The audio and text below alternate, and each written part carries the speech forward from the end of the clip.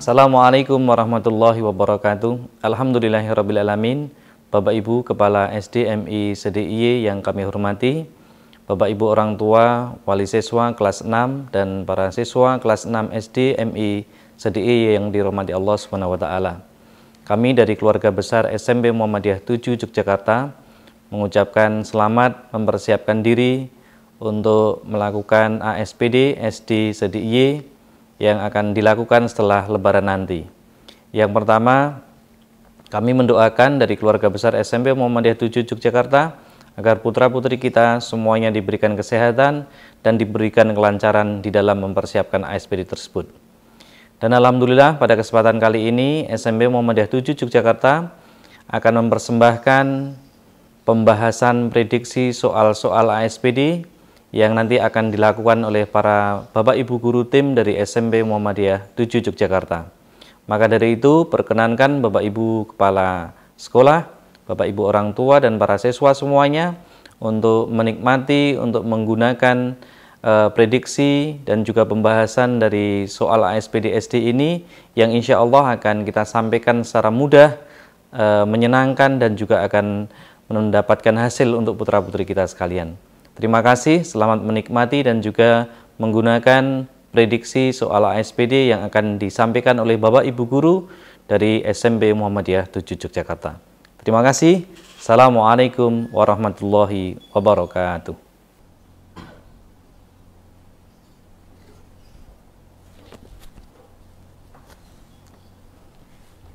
Assalamualaikum warahmatullahi wabarakatuh. Halo anak-anakku semuanya atau adik-adikku semuanya yang duduk di sekolah dasar atau MI. Perkenalkan, nama saya Yoga Kurniawan, sarjana pendidikan. Saya mengajar di SMP Muhammadiyah 7 Yogyakarta dan mengampu mata pelajaran Bahasa Indonesia.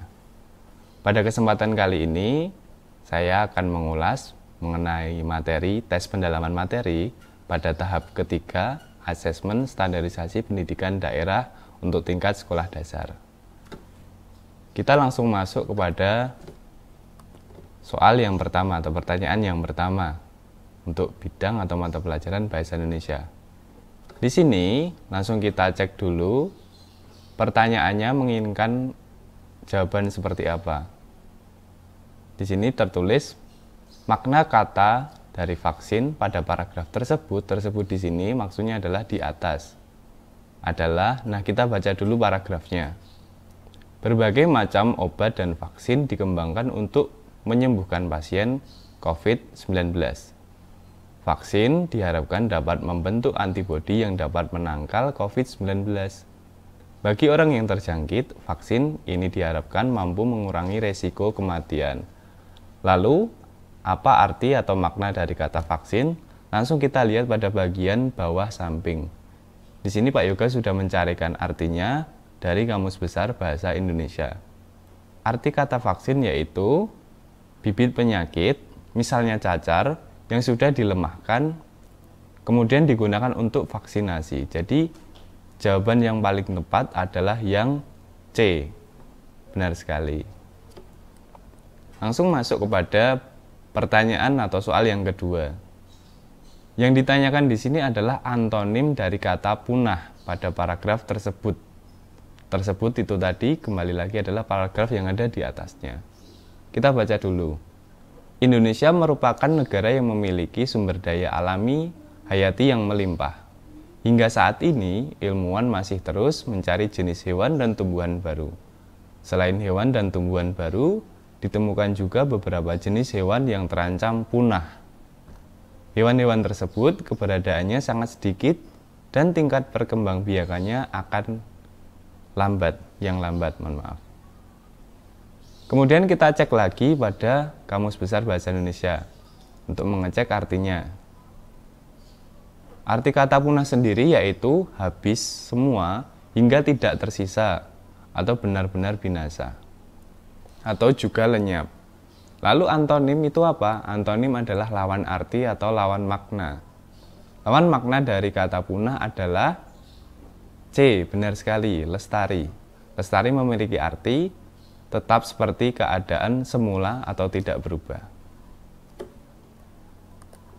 kita langsung lanjut ke pertanyaan nomor 3. Imunisasi campak atau MR penting untuk anak-anak. Tujuannya untuk memberikan stimulasi pada tubuh agar memproduksi sistem imun. Anak-anak mendapatkan imunisasi campak yang pertama saat berusia 9 bulan. Dokter akan menjadwalkan kembali imunisasi lanjutan MR saat usia 18 bulan dan usia 7 tahun. Pada soalnya, yang ditanyakan adalah kapan anak-anak mendapatkan imunisasi MR yang pertama? Anak-anak mendapatkan imunisasi MR yang pertama saat, kita langsung cek di teksnya yang tadi atau di paragraf di atasnya. Pada kalimat yang ke-3, yaitu anak-anak mendapatkan imunisasi campak yang pertama saat berusia 9 bulan. Berarti jawabannya yang tepat adalah A, benar sekali yang A. Lanjut kepada pertanyaan yang ke-4. Yang ditanyakan di soal nomor 4 ini adalah kalimat utama paragraf di atas. Nah, kita cek dulu lagi paragraf di atasnya. Salah satu upaya pemulihan kerusakan lingkungan adalah melalui reboisasi. Reboisasi merupakan upaya menghutankan kembali lahan yang gundul. Kegiatan ini bertujuan mengembalikan lahan agar hijau kembali. Lahan hijau yang dipenuhi tumbuhan akan menghasilkan udara yang segar. Nah, untuk menemukan kalimat utama pada paragraf di atas, caranya bagaimana? Kita ketahui dulu apa itu kalimat utama. Kalimat utama berfungsi sebagai kalimat penting untuk mengembangkan sebuah paragraf. Ingat, dalam satu paragraf hanya ada satu kalimat utama, tidak boleh lebih. Karena di dalam kalimat utama mengandung satu ide pokok. Kemudian nanti kalimat yang lain disebut dengan kalimat penjelas. Nah, kalimat utama yang letaknya ada di awal paragraf itu disebut dengan paragraf deduktif. Kalau yang berada di akhir kalimat atau di akhir paragraf namanya induktif. Kemudian kita lihat dulu pada gambar di bawah. Di sini ada gambar mengenai ciri-ciri kalimat utama. Yang pertama, mengandung permasalahan yang dapat diuraikan lebih lanjut, sifatnya umum atau sifatnya khusus tadi. Ciri yang kedua, biasanya berupa kalimat lengkap yang dapat berdiri sendiri. Jadi ketika dia jadi sebuah kalimat, nggak perlu ada kalimat penjelas, itu sudah bisa berdiri sendiri. Yang ketiga, mempunyai arti yang jelas tanpa dihubungkan dengan kalimat lain. Dan yang keempat, dapat dibentuk tanpa kata sambung atau transisi.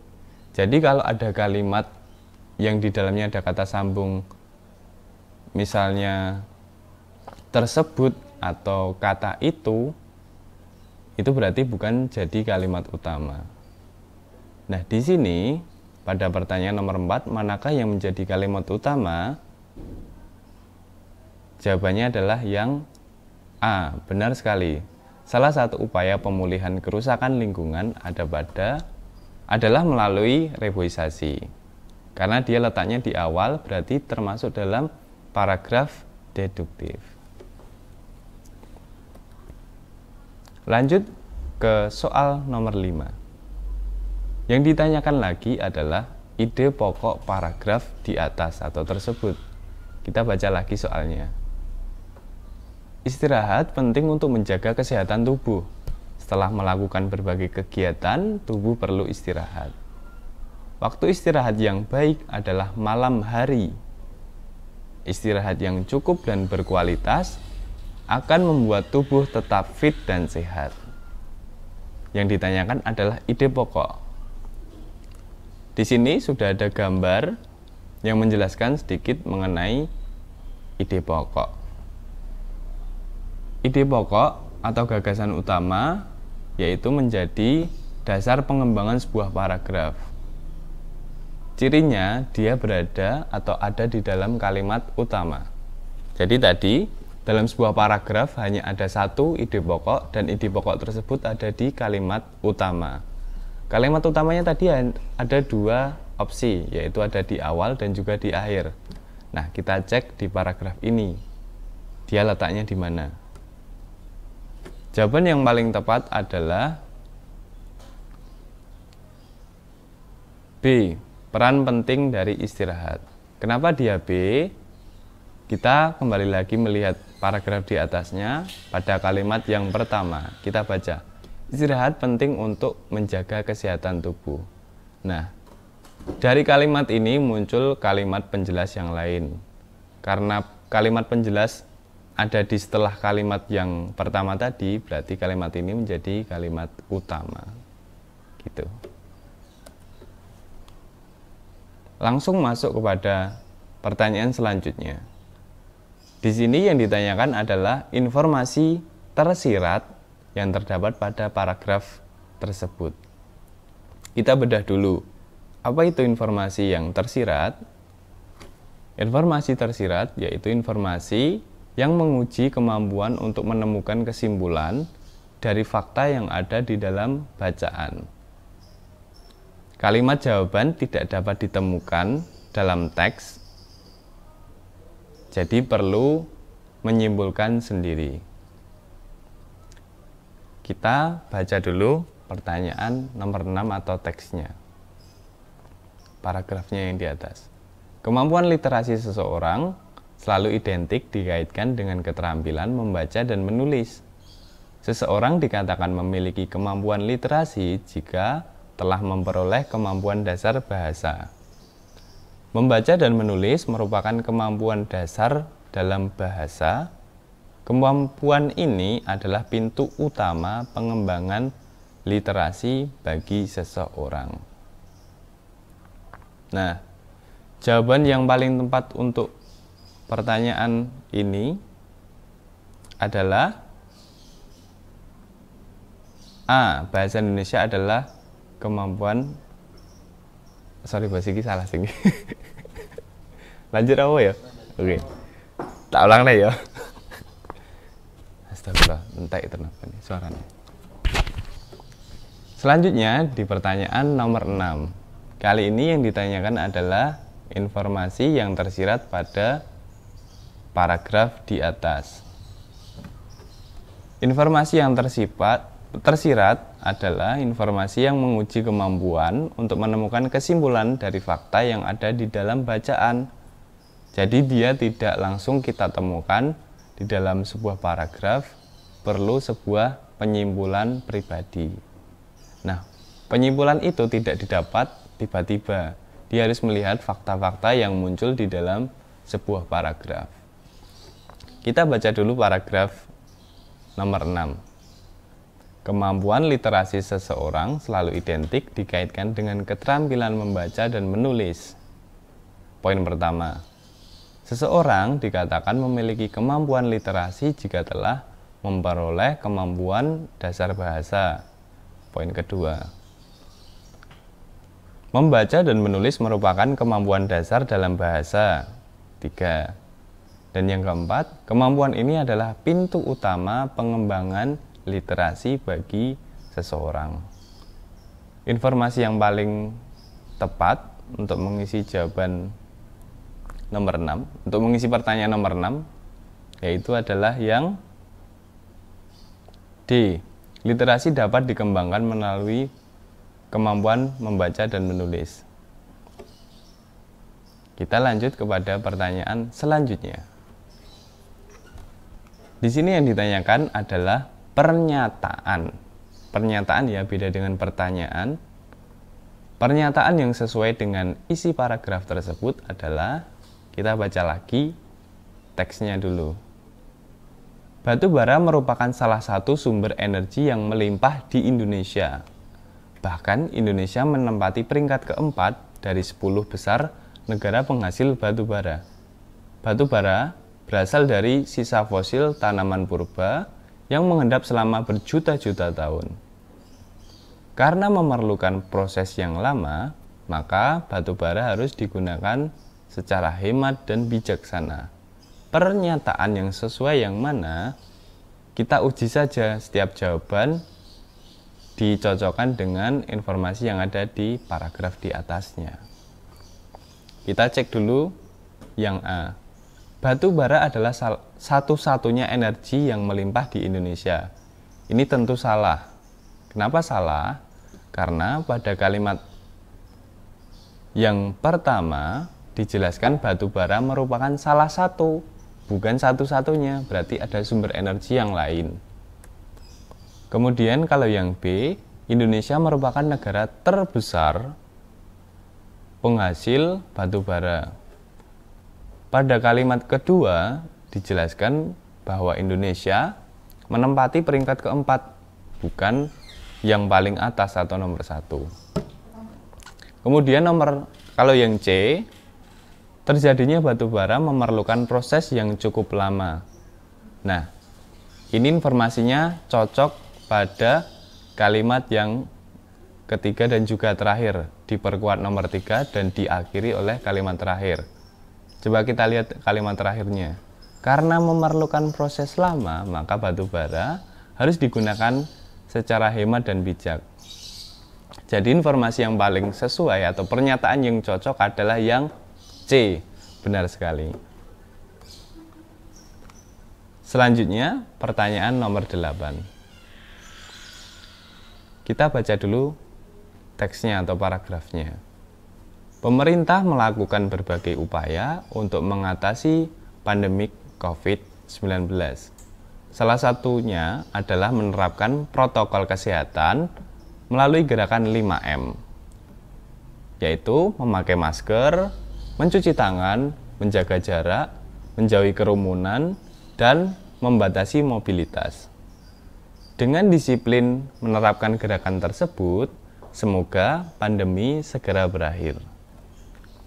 Soalnya atau pertanyaannya adalah, paragraf tersebut, paragraf di atas, merupakan jenis teks yang tepat adalah yang B. Benar sekali, persuasi. Kenapa persuasi? Coba lihat pada tabel di sini atau gambar di sini di sebelah bawah.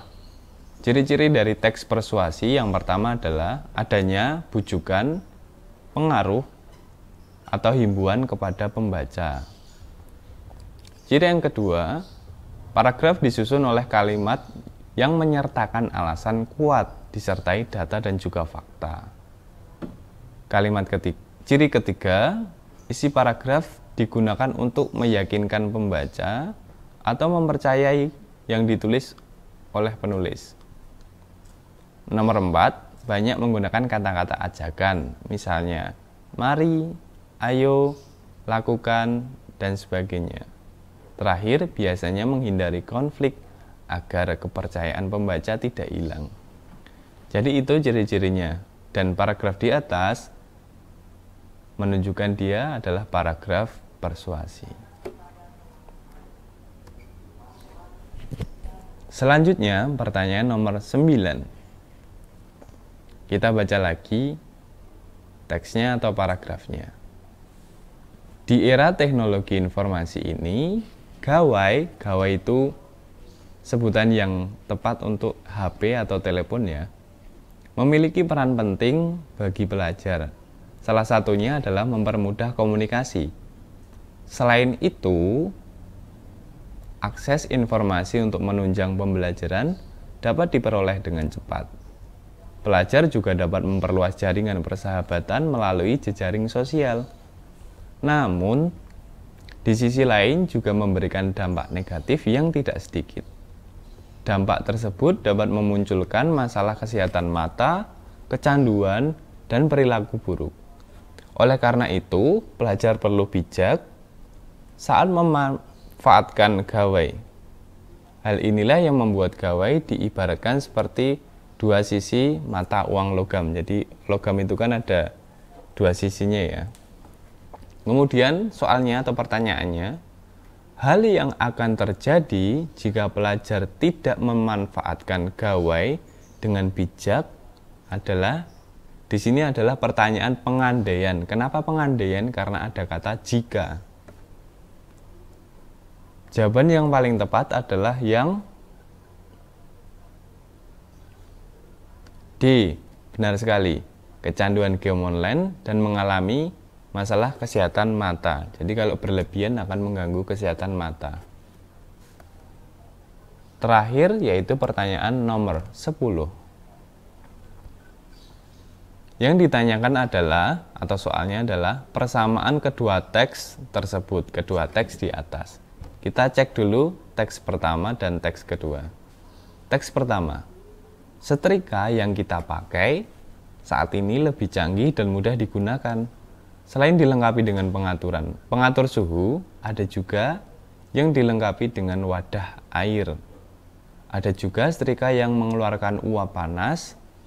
Jadi kita tidak perlu meletakkan baju di atas papan setrika, namun digantung. Teks yang kedua, televisi merupakan media telekomunikasi sebagai penerima siaran gambar bergerak beserta suara. Kata televisi berasal dari tele dan vision. Televisi diartikan sebagai alat komunikasi jarak jauh menggunakan media visual, gambar ya, visual. Penemuan televisi sebagai penemuan besar yang mampu mengubah peradaban dunia. Kesamaannya di mana sih dari dua teks di atas itu? Kita cek dulu setiap jawaban. Yang pertama, yang A adalah cara kerja alatnya. Kalau kita bandingkan pada teks yang pertama, ini tidak dijelaskan cara kerjanya ya. Dia hanya digambarkan atau dideskripsikan. Sama halnya dengan teks yang kedua, dia juga tidak dijelaskan cara kerjanya dari televisi. Berarti yang A salah. Yang B, cara penggunaan alat. Kalau yang A, ini juga masih dijelaskan saja. Dia tidak dirincikan untuk penggunaannya. Apalagi yang teks kedua, dia tidak menjelaskan mengenai penggunaan alat atau dari televisi tersebut. Yang C, kecanggihan teknologi. Dari kedua teks tersebut, informasi yang tersirat menggambarkan mengenai kecanggihan alat atau teknologi yang dibuat oleh manusia. Berarti yang paling tepat adalah yang C, benar sekali. Kalau yang D, sebagai alat komunikasi, tidak. Karena yang untuk komunikasi hanyalah yang teks kedua. Teks pertama, setrika tidak mungkin untuk komunikasi. Jadi yang paling tepat adalah yang C.